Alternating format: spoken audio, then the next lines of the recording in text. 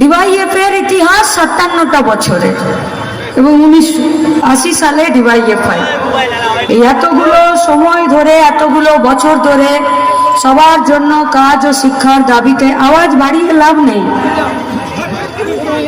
Sound বাড়িয়ে লাভ নেই, সবার জন্য কাজ ও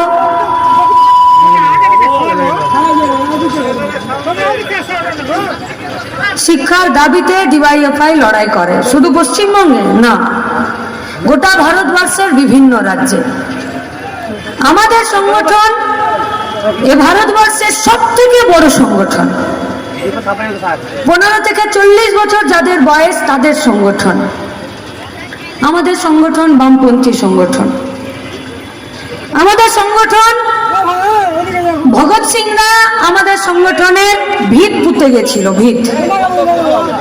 আমাদের সংগঠনের জন্য যেদিনকে আমাদের সংগঠন প্রতিষ্ঠা হয় 1980 সালে পাঞ্জাবে, ঠিক তার কয়েকদিন পরেই আমাদের কমরেডকে খুন করে দেওয়া হয়। আজও আসাম বলুন, কেরল বলুন, ত্রিপুরা বলুন, পশ্চিমবঙ্গ বলুন, ঝাড়খণ্ড বলুন, বিহার বলুন, যেখানেই বলুন, আমাদের কমরেডরা যেখানে ডিওয়াইএফআই এর কমরেডরা লড়ছে তাদেরকে আক্রমণের মুখে দাঁড়িয়েই লড়তে হচ্ছে এবং তাতে আমাদের ভয় নেই, আমাদের অহংকার আছে। কেন জানেন? স্রোতের অনুকূলে তো মরা লাশও ভেসে ভেসে যায়, স্রোতের প্রতিকূলে স্রোতের উল্টো দিকে হাঁটতে গেলে কলেজার দম লাগে, আর সেই দম নিয়ে ডিওয়াইএফআই গোটা দেশে লড়ছে। কি চাইছি আমরা? আপনার আমার এ মাঠে যারা উপস্থিত আছে তারা, এ মাঠে যারা উপস্থিত নেই তারাও, তৃণমূল বাড়ির ছেলে, বিজেপির বাড়ির ছেলে, কংগ্রেসের বাড়ির ছেলে, সিপিএম এর বাড়ির ছেলে, কেউ কোনো রাজনীতি করতে চান না তার বাড়ির ছেলে পুলে, সবার জন্য তার যোগ্যতা অনুযায়ী একটা কাজ চাইছি। কেন জানেন? কারণ আমরা অনুব্রতর সাথে গরুর লেজ ধরে বাংলাদেশের বর্ডার পার করতে চাইছি না, চাইছি না। আমরা এ রাজ্যের খাদ্যমন্ত্রী জ্যোতিপ্রিয়র সাথে বাচ্চাদের মিড ডে মিলের চাল চুরি করতে চাইছি না। আমরা ডিয়ার লটারিতে কোটি টাকার স্বপ্ন দেখি না। আমরা খেটে খেতে চাই আর লুটে খাওয়াদেরকে পাড়া ছাড়া করতে চাই। তাই আমরা কাজের অধিকারকে সাংবিধানিক স্বীকৃতি দেওয়ার জন্য লড়াই করছি। সংবিধানে লিখে দিতে হবে গোটা ভারতবর্ষে সব বেকার ছেলে মেয়েদের কাজের একটা অধিকার আছে। এই সমাজ ব্যবস্থায় সম্ভব? কারো বইয়ের জন্মদিন হচ্ছে তো তাকে এরোপ্লেন গিফট করে দিচ্ছে, আর কারো বেটা বেটির জন্মতে দুটো মিষ্টি খাওয়ারও পয়সা নেই। সেই সমাজে সবাই সমান সুযোগ পেতে পারে? পাবে? কারো শরীর খারাপ হবে তাকে নার্সিং হোমে ভর্তি করে দেবে, আর কারো শরীর খারাপ হবে সে একটা সরকারি হসপিটালে বেডের জন্য দালালদের পিছনে ঘুরে বেড়াতে হবে। এই সমাজে সবাই সমান সুযোগ পাবে? তাহলে এই সমাজটাকে পাল্টে দিতে হবে। আমরা এই ব্যবস্থাটাকে পাল্টে দিতে চাইছি। পাল্টে কোন সমাজ ব্যবস্থা চাইছি? সমাজতন্ত্র চাইছি। क्या है ये समाजवाद? সবাই সমান সুযোগ পাবে, সবাই খাটার সুযোগ পাবে, সবাই খাবার সুযোগ পাবে, আর যারা খেটে খাবে তারা টিকে যাবে, যারা লুটে খাবে তাদেরকে পাড়া ছাড়া, রাজ্য ছাড়া, দেশ ছাড়া করতে হবে। এরই নাম সমাজতন্ত্র। সেই সমাজ ব্যবস্থাতে আমরা যেতে চাইছি। আপনারা চান না? চান তো? যদি চান তাহলে রাস্তায় এসে দাঁড়াতে হবে। ঘর ভিতরে পাশ ফিরে শুয়ে বিপ্লবের স্বপ্ন দেখা সমাজ বদলে দেওয়া সম্ভব নয়। সমাজ বদলাতে গেলে বুক পেতে রাস্তায় দাঁড়াতে হবে, আর তারপর থেকে নিতে হবে যে কারা এই সমাজকে টিকিয়ে রাখতে চাইছে আর তারা কেন আমাদের উপরে আক্রমণ করতে চাইছে। স্থায়ী কাজ আছে, আজ খাটবেন, কালকে খাটার গ্যারান্টি আছে? प्रचुर खाटबेन, खेटे संसार चलानोर मतन पैसा मिलने का गारंटी है? पैसा अगर नहीं मिलेगा तो सरकार आपको लोन देगा? नहीं देगा, आपको लोन बंधन बैंक से ही लेना पड़ेगा, सरकार तब अपना हाथ उठा लेगा। बंधन बैंक का अगर लोन आप चुका नहीं पाएंगे तो आपका घर का গায়ে গরু ছাগল হাঁস মুরগি সব টেনে নিয়ে চলে যাবে, তখন কিন্তু আপনি পুলিশের দেখা পাবেন না, পাবেন না। পুলিশের দেখা কখন পাবেন? বাই চান্স যদি হেলমেট না পরে বাইক বার করেছেন, দেখবেন সামনে পুলিশ দাঁড়িয়ে আছে। পুলিশ পারলে জাঙ্গিয়া পরে আছে কিনা চেক করে নেয় বাইকওয়ালাদের। और छानबीन कहां पर जाकर रुकता है? পকেটে গান্ধীজি থাকলেই এরা শান্ত হয়ে যায়। আমরা যখন ঢুকছিলাম তখনই বলছিলাম যে ওনারা আমাদেরকে মিছিলটাকে নিয়ে আসার জন্য এত সুন্দর ব্যবস্থা করছেন, কিন্তু পুলিশকে তো আমাদেরকে কিছু 2-5টা কথা বলতেই হবে। তখন আমাদের এক কমরেড বলল যে দিদি চিন্তা নেই, ওরা এর থেকেও বেশি খিস্তি খাওয়া শিখে গেছে অনুব্রতর কাছে। আজকাল নাকি বলছে রাতে বাড়ি গিয়ে খাবার খায় না, জল খেয়ে শুয়ে যায়। বাড়ির লোকে জিজ্ঞেস করছে কি গো খাবার খাবে না? বলছে পেট ভরে আছে, বিশ্বাস করো এত খিস্তি খেয়েছি। আমরা কি চাইছি? আমরা পুলিশকে চাইছি যে আইনের রক্ষক, মানুষের সাংবিধানিক অধিকারের রক্ষক, গোটা এলাকার নিরাপত্তা সুনিশ্চিত করুক। আমরা ওই পুলিশকে চাইছি না যে শামশেরগঞ্জ আর ধুলিয়ানে যখন চন্দন দাস আর তার বাবা ছেলে, 2 ছেলের বাবাকে যখন কুপিয়ে খুন করছিল, আর এপাড়ায় ওপাড়ায় যখন আগুন লাগিয়ে দিচ্ছিল, ঘর ভেঙে দিচ্ছিল, আর 4.5 ঘন্টা ধরে পুলিশকে এলাকার মানুষ ফোন করে যাচ্ছিল যে একবার এসে দাঁড়ান। সকাল 8:30 থেকে গায়ে ঝামেলা শুরু হয়েছে, এই পুলিশ তখন টেবিলের তলায় ঢুকে যাচ্ছিল। এই পুলিশকে আমরা চাইনি, আমরা চাইছি পুলিশকে দেখে অপরাধীদের ছাতিটা যাতে কেঁপে যায়, সেই রকম পুলিশকে আমরা চাইছি। কিন্তু মমতা ব্যানার্জির রাজত্বে মানুষ, সাধারণ মানুষ পুলিশকে দেখলে তাদের ছাতি কেঁপে যায়, আর গুন্ডারা পুলিশকে দেখলে ভাবে যে এই তো আমার ভাইরা ভাই চলে এসছে।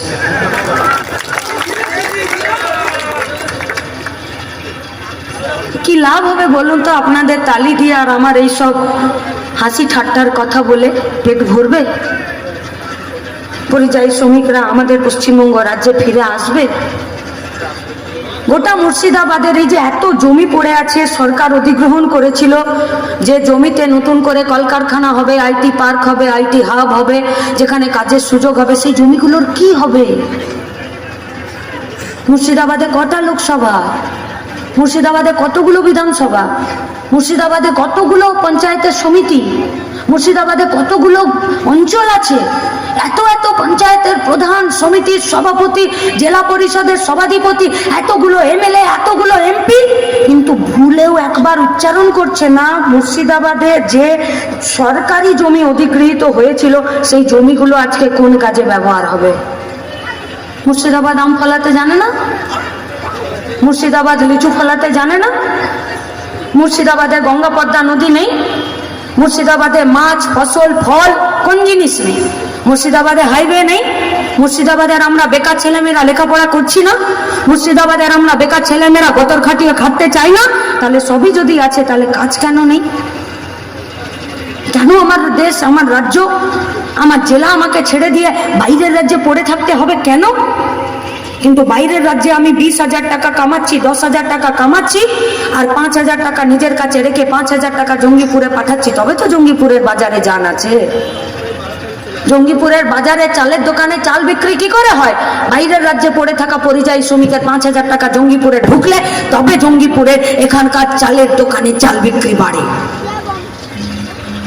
পরিযায়ী শ্রমিকরা বাইরের রাজ্য থেকে 10,000, 6,000, 8,000 টাকা জঙ্গিপুরে পাঠালে তবে জঙ্গিপুরের মোবাইলের দোকানগুলোতে এখানকার ছেলেপুলেরা রিচার্জ করে, এখানকার ওষুধের দোকানগুলোতে ওষুধ কিনতে যায়, আর বাজারে চাল কিনতে যাক, মোবাইল রিচার্জ করতে যাক, আর ওষুধ কিনতে যাক, তবে গিয়ে সরকারের ঘরে পয়সা ঢোকে। তার মানে পরিযায়ী শ্রমিকের পয়সা আর পশ্চিমবঙ্গের রাজ্য সরকারের ঘরে ঢোকে, আর পশ্চিমবঙ্গ রাজ্য সরকারের কানে, মুখে, নাকে কোথাও তেল দেওয়ার কোনো ব্যাপার নেই। পরিযায়ী শ্রমিক ও তো মরার জন্যই জন্ম নিয়েছে, বাইরের রাজ্যে যাবে, কাজ করবে, 14 তলা থেকে পড়বে, সেখানে পুলিশের মার খাবে, গুন্ডার মার খাবে, রেলে কাটা পড়বে, পড়ুক, ফিরে আসুক, না আসুক তার পরিবার কি খাবে কি যাবে কেউ দেখবে না, কিন্তু তার পয়সাতে আমার বাজারে যান আছে, জিনিসপত্র কেনাকাটা হচ্ছে, তবে গিয়ে সরকারের ঘরে পয়সা জমা হচ্ছে। আর সরকার সেই পয়সা নিয়ে কোথাও মোল্লা মুয়াজ্জিমদেরকে ভাতা দিচ্ছে, তো কোথাও পুরোহিতদেরকে ভাতা দিচ্ছে, কোথাও দুর্গা পূজা করছে, তো कहीं पर चुल्लू पीकर मरने वालों को भी 2 लाख रुपए दे रहा है। আর আপনি আমি আমাদের কাজ আমাদের ভবিষ্যৎ তার কি হবে? বলছে সব সমস্যার সমাধান হবে যদি মুসলমানরা হিন্দুদেরকে কেটে দেয় আর হিন্দুরা যদি মুসলমানদেরকে কেটে দেয়।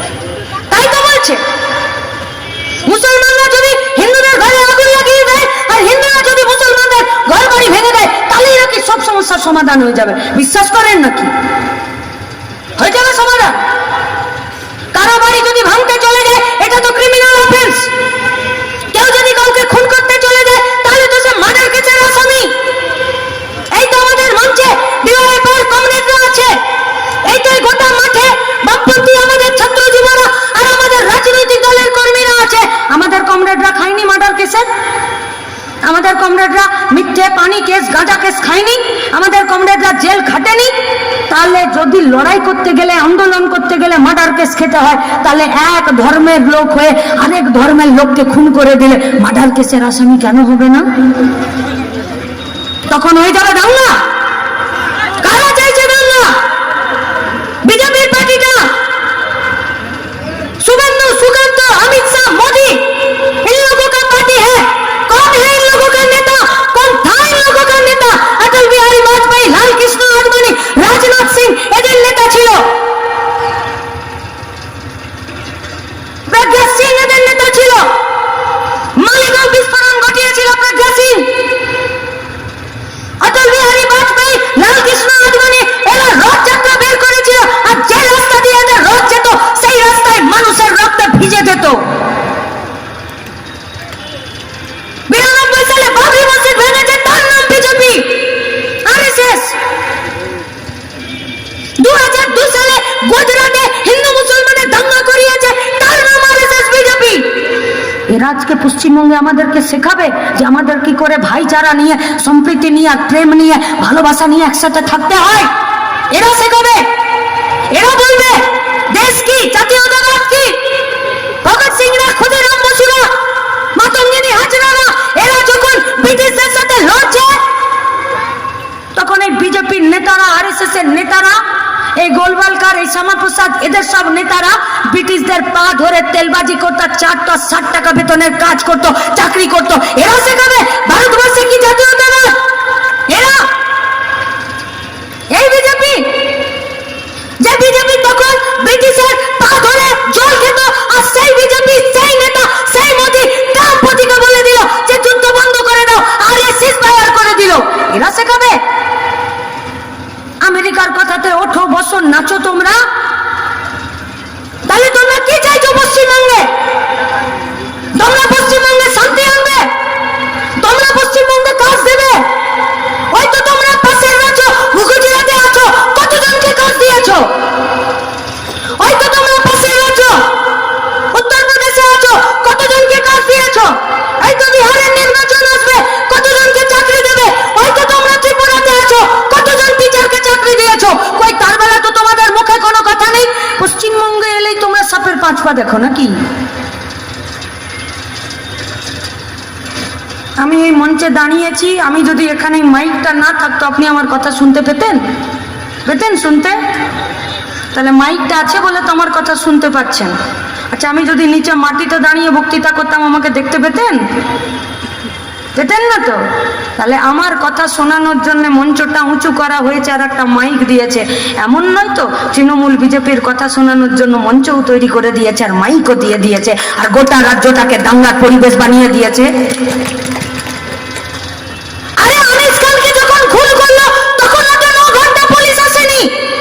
আর শামশেরগঞ্জে দুলিয়ানে যখন দুজন বাপ বেটাকে কুপিয়ে খুন করা হলো, তখনও তো পুলিশ 4.5 ঘন্টা আসেনি। তাহলে পুলিশ তো 2 জায়গাতে একই কাজ করলো। ওখানে আনিস খানকে খুন করলো, এখানে শামশেরগঞ্জ দুলিয়ানে বাপ বেটাকে খুন করলো। আনিস ছিল মুসলমান, এরা ছিল হিন্দু, দুজনকেই খুন করার জন্য পুলিশের ভূমিকা তো আলাদা হলো না? তাহলে পুলিশ কার কথা মতো চলে? কে রাজ্যের পুলিশ মন্ত্রী? মমতা ব্যানার্জি? কে রাজ্যের মুখ্যমন্ত্রী, তাহলে আপনি কি পুলিশকে ঘটনাস্থলে যেতে মানা করছেন? কেন মানা করছেন? আর যদি আপনার নির্দেশ ছাড়া পুলিশ ঘটনাস্থলে না গিয়ে চেয়ার টেবিলে বসে পা ধুলাচ্ছে, তাহলে আপনি কেন ওদেরকে বের করে শাস্তি দিয়ে দিচ্ছেন না? পাড়ার মোড়ে দাঁড় করিয়ে পুলিশকে শাস্তি দিন, বাকি পুলিশরা শিখে যাক যে ঝামেলা হলে যেতে হয় আমাকে, এটাই আমার ডিউটি। শুধু টিভিতে কোমর দুলিয়ে খবর দেখালেই কি আপনার আমার পেটের খিদের জ্বালা মরে যাবে? মরবে না। কাজ চাইতে গেলে এলাকায় সম্প্রীতির পরিবেশ প্রয়োজন, আর সম্প্রীতির পরিবেশকে টিকিয়ে রাখতে গেলে এলাকায় কাজের প্রয়োজন। আজকে পশ্চিমবঙ্গের বেকার ছেলেমেয়েরা ভোট লুটের কারবারি হচ্ছে। আজকে পশ্চিমবঙ্গের বেকার ছেলেমেয়েরা হাইওয়েতে দাঁড়িয়ে গাড়ি পার করিয়ে দিচ্ছে। আজকে পশ্চিমবঙ্গের বেকার ছেলেমেয়েরা মদের দোকানে টোর হয়ে পড়ে থাকছে। আজকে পশ্চিমবঙ্গের বেকার ছেলেমেয়েরা ডিয়ার লটারি কেটে নিজের ভাগ্যকে আজমাইশ করছে। আজকে পশ্চিমবঙ্গের বেকার ছেলেমেয়েরা মাটি পাচার, বালি পাচার, গরু পাচারের সাথে বাধ্য হয়ে নাম লেখাতে বাধ্য হচ্ছে। আজকে পশ্চিমবঙ্গের ছেলেমেয়েরা, শিক্ষিত বেকার ছেলেমেয়েরা ঘুষ দিয়ে চাকরি কিনতে বাধ্য হচ্ছে। আজকে পশ্চিমবঙ্গের বেকার ছেলেমেয়েরা 100 দিনের কাজে না পেয়ে পিঠে ব্যাগ নিয়ে পরিযায়ী শ্রমিক হতে বাধ্য হচ্ছে। কেন? কেন? সরকার তো ঘুষের টেবিল না বসালে কেউ তো ঘুষ দিতে যেত না, আর কারো তো চাকরি চলে যেত না। সরকার যদি কলকারখানা বানাতো, 21,521টা কলকারখানা বন্ধ না করে দিয়ে পশ্চিমবঙ্গের মাটিতে যদি কলকারখানা নতুন করে বানাতো, আমরা তো কেউ রাজ্য ছেড়ে চলে যেতাম না। পশ্চিমবঙ্গে 100 দিনের কাজকে 200 দিন করে দিলে, আর তার যদি মজুরি বাড়িয়ে দিত, তাহলে 365 দিনের মধ্যে 200 দিন যদি পঞ্চায়েতে কাজ পেতাম, বাকি 165টা দিন এই রাজ্যে থেকে আর কাজের জায়গাতে নিজেদের যোগ্যতাকে, দক্ষতাকে ব্যবহার করতাম। যখন গোটা 100 দিনের কাজ বন্ধ হয়ে গেল, কেন? তৃণমূল চুরি করেছে বলে পশ্চিমবঙ্গের কাজ বন্ধ। কিন্তু বিজেপি তো গোটা 100 দিনের কাজটা আজকে 2.5 বছর ধরে বন্ধ রেখে দিয়েছে। জবাব দেবে না? পিষে মারতে চাইছে, পিষে বেকার ছেলে মেয়েদেরকে পিষে মারতে চাইছে। ইয়াং জেনারেশন যদি কাজের জায়গায় না থাকে, কাজের বাজারে না থাকে, কোথায় থাকবে? ইয়াং জেনারেশন যদি না খাটে, কোথায় থাকবে? ইয়াং জেনারেশন যদি সম্প্রীতির পরিবেশে এলাকাতে দেশকে, রাজ্যকে গঠন করার জন্য নিজের ঘাম, নিজের রক্ত যদি এক না করে, তাহলে এই ইয়াং জেনারেশন করবে কি? কি আছে আমাদের জন্য? সরকারের ব্লুপ্রিন্ট कहाँ गया वो वादा सरकार का? साल में 2 लाख बेरोजगारों का नौकरी और साल में 2 करोड़ बेरोजगारों का नौकरी। ছাগলের লড়াই অনেক দেখেছি, বিশ্বাস করুন। আপনারাও গায়ে থাকেন, আমিও গায়ে থাকি। ছাগলের লড়াই যেদিনকে ফাইনাল হয়, সেদিনকে ইয়া সিংওয়ালা দুটো ছাগল দুই দিক থেকে দৌড়ে আসে, আর দুটো ছাগলকে গুতানোর জন্য এমন ভাবখানা করে, মনে হয় যেন কারো না কারো সিং তো ছিটকে গিয়ে দূরে পড়ে যাবে। ছাগল দুটো দূর থেকে দৌড়ে আসে দুজনকে মারার জন্য, কিন্তু সামনে এসে কেউ কাউকে মারে না। এ ওর মুখ সঙ্গে চলে যায়, ও ওর মুখ সঙ্গে চলে যায়। তৃণমূল, বিজেপি খবরের কাগজে, টিভির চ্যানেলে দুজনের বিরুদ্ধে লড়াই করে, কিন্তু বেকার ছেলে মেয়েদেরকে বেকার রাখার জন্য এরা দুজনেই 100 দিনের কাজকে নষ্ট করতে চাইছে। এরা শিক্ষার ক্ষেত্রকে, কাজের ক্ষেত্রকে, চাকরির ক্ষেত্রকে, কলকারখানার ক্ষেত্রকে, সবটাকে নষ্ট করতে চাইছে। কে লড়বে এর বিরুদ্ধে? কে লড়বে? যার সাহস আছে সে লড়বে, যে খেটে খায় সে লড়বে, যার মাথা আছে সে লড়বে, যে জানে যে আমি লড়তে গেলে আমাকে আবার ফিরে আক্রমণের শিকার হতে হবে, সে লড়বে। আর যে জানে যে কোনো লড়াইয়ে জিতি বা হারি, লড়াইয়ে মাঠে টিকে থাকাটাই আমার কাছে একমাত্র কাজ, তারা লড়তে পারবে। আর তাদের সংগঠন ডিওয়াইএফআই, তাদের সংগঠনের 20তম রাজ্য সম্মেলন মুর্শিদাবাদের বহরমপুরে 21, 22, 23 জুন হবে। আর 21 জুন আমাদের প্রকাশ্য সমাবেশ কোন দিনে জানেন? বামফ্রন্ট সরকারের প্রতিষ্ঠার দিনে। যে বামফ্রন্ট সরকারের একটি মুখ্যমন্ত্রী ছিল কমরেড বুদ্ধদেব ভট্টাচার্য। কে বুদ্ধদেব ভট্টাচার্য? আমরা যে সংগঠন করি সেই সংগঠনের রাজ্যের এক সময়ের প্রথম সম্পাদক ছিলেন কমরেড বুদ্ধদেব ভট্টাচার্য। যখন তিনি প্রথম রাজ্যের সম্পাদক ছিলেন, তখন লড়াই করেছেন সবার জন্য কাজ ও শিক্ষার দাবিতে। আর যখন মুখ্যমন্ত্রী হয়েছেন, তখন একের পর এক কারখানা খুলেছেন, একের পর এক বিদ্যুৎ কারখানা করেছেন। আর কৃষির উন্নত ভিটার উপরে শিল্প গড়ে তোলার জন্য স্কুল, কলেজ, কারিগরি সেন্টার সমস্ত কিছু তৈরি করেছিলেন। সেই হচ্ছে কমরেড বুদ্ধদেব ভট্টাচার্য, আমাদের সংগঠনের প্রাক্তন সম্পাদক। আমরা সেই সংগঠনের কর্মী। আমরা সেই সংগঠনের সৈনিক, আমরা সেই সংগঠনে লড়তে শিখেছি, মার খেতে শিখেছি, মরতে শিখেছি, ঝান্ডাটা নামিয়ে অন্য দলের নাম লেখাতে শিখিনি। আমরা সেই সংগঠনের কর্মী যেখানে দুবার হোঁচট খেতে শিখেছি, তিনবারের বেলায় সামনে নিয়ে আর সামনের দিকে এগিয়ে যেতে শিখেছি। তাই আপনাদের কাছে আমাদের আবেদন, অনেক অনেক অনেক লাশ বয়েছি আমরা আমাদের কাঁধে। লাস্ট পঞ্চায়েতের ভোটেও আমরা আমাদের কমরেড মনসুরকে